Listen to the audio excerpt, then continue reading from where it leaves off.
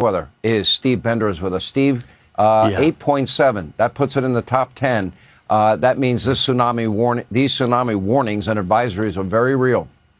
Sean, this is massive. And you had just mentioned Japan's impacted by this. The U.S. Embassy in Tokyo has already been told evacuate and get to higher ground. And this was just off the coast of Russia, as you had mentioned, only 8 miles from the coast of Kamchatka, Russia. And so we've already seen on social media the waves that are pushing in towards Russia. For Japan, they're expecting 9-foot waves to impact the islands. As we look at the Aleutian Islands there, south of Alaska and the peninsula, tsunami warnings for the western edge of that because of the proximity to the earthquake. We get down into Hawaii. They are also in a tsunami warning. This has been a confirmed wave that is moving in, likely to make impact just after 7:15 local time. The Oahu Emergency Management said this is what you got to do. You got to get to at least a 10-story building and get to 4 floors or above that. So people are seeking higher ground right now. You look at the west coast of the lower 48. Everyone is under a tsunami watch right now for the Pacific Northwest. Washington and Oregon,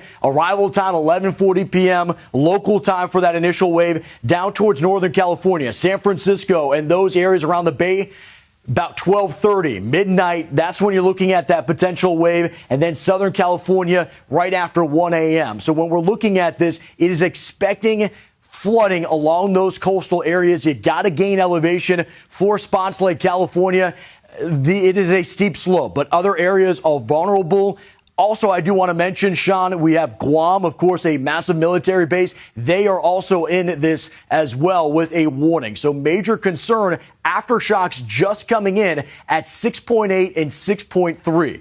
So the magnitudes, even on the aftershocks, are massive. As you had said right off the top, this could be a top 10 strength ever. This is preliminary right now at 8.7. But either way, if you're under an advisory, a watch, or a warning, it is important that you are getting to higher ground because you're not going to see it. This is coming in overnight, and that wave energy is going to slam the coast. So right now, Sean, we're efforting to get some guests. I talked with the state seismologist out of Alaska just earlier this month when they had large earthquakes. He said this is the most active region in the entire world, and now we're seeing this major earthquake unfold.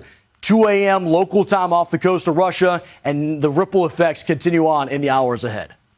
All right, Steve, let me be very clear. If you're watching the show tonight and you're in Alaska, if you're in California, if you're in Guam, maybe you're watching from Japan, I would tell everybody they better be listening and they better be paying attention. You have mere hours to get to significantly higher ground. Fair statement? Fair statement, especially when you're mentioning Japan. I mean, when we talk about the strength of this one, the last time we had seen anything at an 8.